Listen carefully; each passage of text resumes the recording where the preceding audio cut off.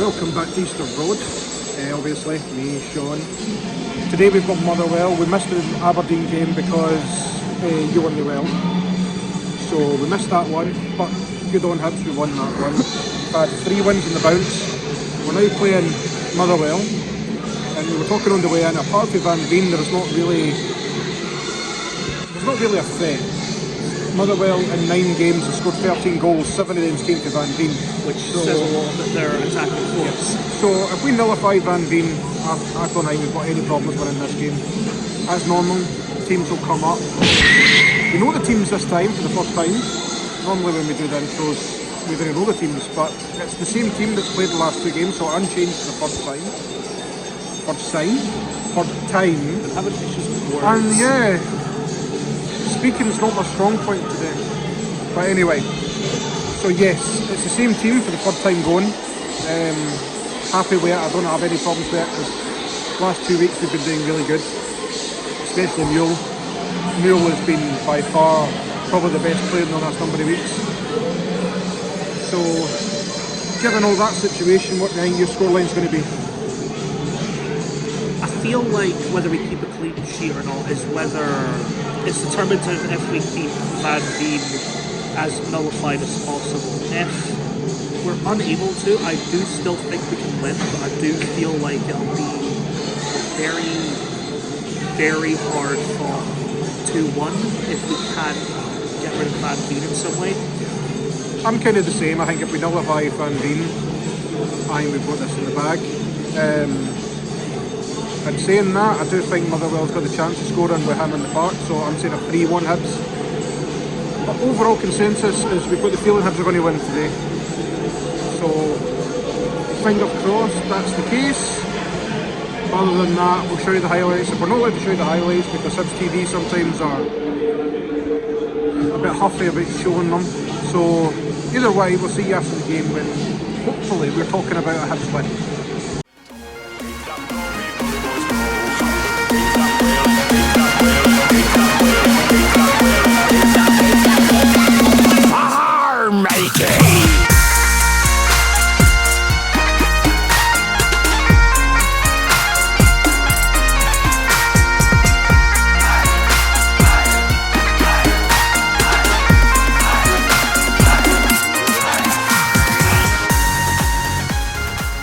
Right, 1-0 Hibs.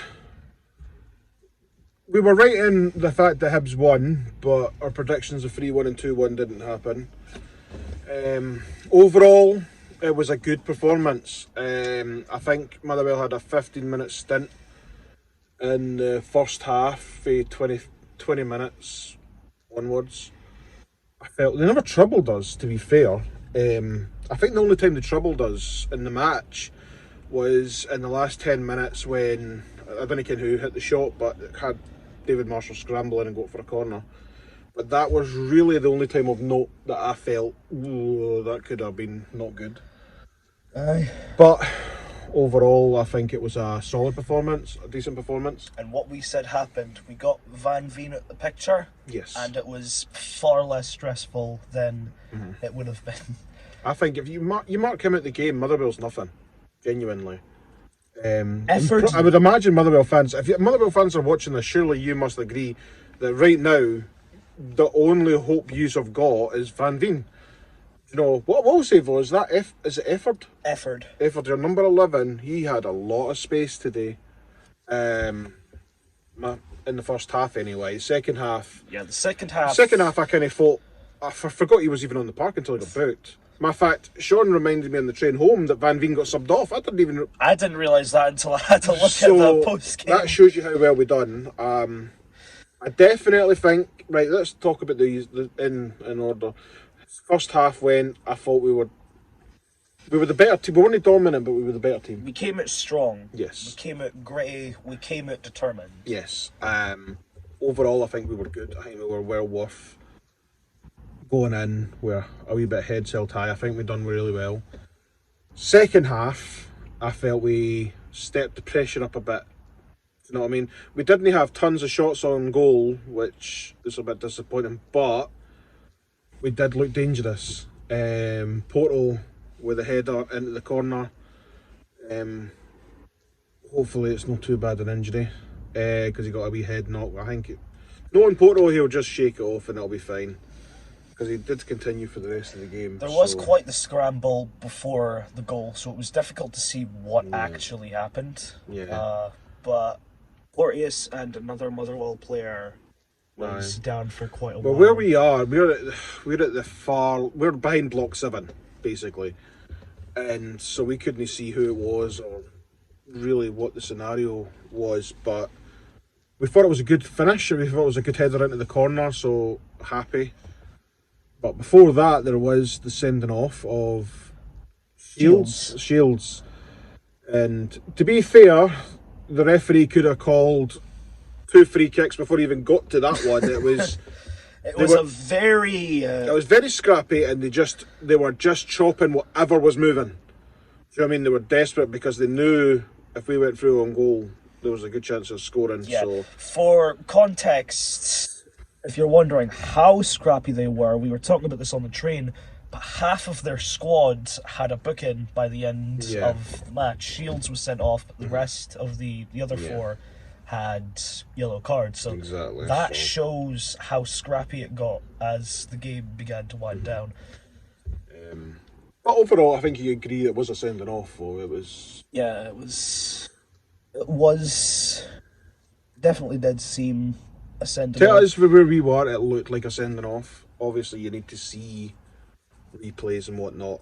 Speaking of replays, pretty much the full West End thought Juranovic has scored, but I kind of saw the linesman's flag go up quite quick, so I wasn't one of the ones that It's a screamed, risky but thing when it's essentially a 2-on-2 and you pass the other person. You need to make sure. Well, I think the offside was actually for the ball through to Boyle. I don't think it was the pass for Boyle in. I think it was, they were saying Boyle was the one that was offside. I think. But that's the problem, being where we are, and you can't really see, so I'm just guessing. So we'll have a look at that later on and see if it was. On regards to certain players, how about we segue this on to how Yuan was playing, because he was eventually taken off. We said that before the game, didn't we? I said it before the game, that I think Yuan might need to be dropped. Not because of how he's playing. I really like Yuan. Yeah. I really, really do. But I feel like he's starting to panic at certain times. He's trying to do too much. He just needs to just get back to basics. And I'm thinking, even if he's just on the bench, bring McCurdy on to start against Dundee United, for example, and just have Yuan come on and just have like that last half hour, 20 minutes or however long it is, and just let him run his legs out. Do you know what I mean? Get the feel of the game from the bench and then come on, because I feel like I hear a lot of podcasts as well, and people everywhere else are saying, "Oh, but he's scored a goal. We're now 8 matches into the season and he's not scored a goal." But he has got a fair few assists. Exactly. So he's not playing bad. He's not playing bad. He has getting assists. He's just needing to get a goal. But to be fair, if you take Boyle out of the equation, there's no another striker that scored so far. Do you know what I mean? Yeah. So it's not just him. We're noticing him because he's playing as well as he is. So even though Yuan hasn't been scoring goals, he's been one of the more standout strikers. Yeah. But you can see that he is starting to panic a bit on the ball, because there was a moment, I can't remember when specifically, I think it was The end of the first half, when end of the first half. we were him almost a and- 2-on-1, us and Juranovic. Yeah, All you had to do was just Juranovic, flick it in. all he had to do was pass to Kikinovic, and any other time, Yuan would have taken that without a second thought. But I think because he's been so starved of a goal, and plus people are starting to pile on that, oh, he hasn't scored a goal for us yet, that it might be starting to get to him a bit. Because not only that, there was multiple times where it felt like he was trying to do too much. There was even a moment, I don't know if you remember it, there was even a moment where someone tried to pass to Yuan's feet, but he was so desperate to try and get him behind that he ran past the defence. Basically, he wasn't paying attention. He was just making the run and not watching what the player was about to do. but that was just miscommunication. Which, to be But fair, there was a fair bit I feel- during the match. But I think the general consensus from me and you, and this is just mine and Sean's opinion, that maybe the Dundee United game, it would be good for him to just sit on the bench, let McCurdy start, and then bring you in. When there's less pressure, and he'll be the more energised out of most of everyone on the pitch. Exactly. So, Because- but that's kind of our thoughts. Right, as we normally do, we go with the man of the match. Man of the match was Porto. You thought it was I Kikinovic. do agree he played really well and Porto scored the winning Yeah. goal. But for me, I can hardly say his name. Kikinovic? Jukirovic or Juhirovic or whatever he's do you know what I mean? The big Ukrainian boy anyway. I felt he was my man of the match. Simply because he's just grit and determination of just, he doesn't care how many there's round about. In the first half, there was 4 Motherwell players trying to get the ball, and it's just his feet was just keeping the ball away, and he managed to get it out into the wing to Boyle. He just had that grit about him, and he set up Yuan in the second half, and there was just, anytime the ball goes to his feet, I get excited. Do you know what I mean? He's got something about him that gets me off my feet and just goes, he's going to do something. He was consistent, he was dangerous. He may not have got a goal, but you definitely felt like... I'm so gutted for him that was offside. I really am, because I think that would have capped off a brilliant performance. Yeah. But I'm glad he's going to run, because that's the last 3 games he's started, and he's really shown, for me personally. Everyone else is different, obviously, but we need a goal scorer before Nisbet comes back, because we can't just rely on Boyle and Nisbet. We need other people to chip in with goals. Yeah, because... And to be fair, the midfield's doing it this season, but the strikers aren't. Yeah. That's where the issue kind of lies. Like, a few seasons ago, we were screaming about getting anyone in, but also about getting a good midfielder in. Now we need to find someone other than Boyle who can get goals. Exactly. Yuan can get good assists, but he's starting to panic on the fact that he's had a complete goal drought. I think that's starting to get to him. Kikinovic hasn't had much time. I don't think many other players have had that much time on the pitch either. It's mostly been Yuan. To be and fair, Boyle. I think it's more McCurdy and now this Juranovic. I think Bojan's kind of been forgotten about now, unfortunately. But it is what it is.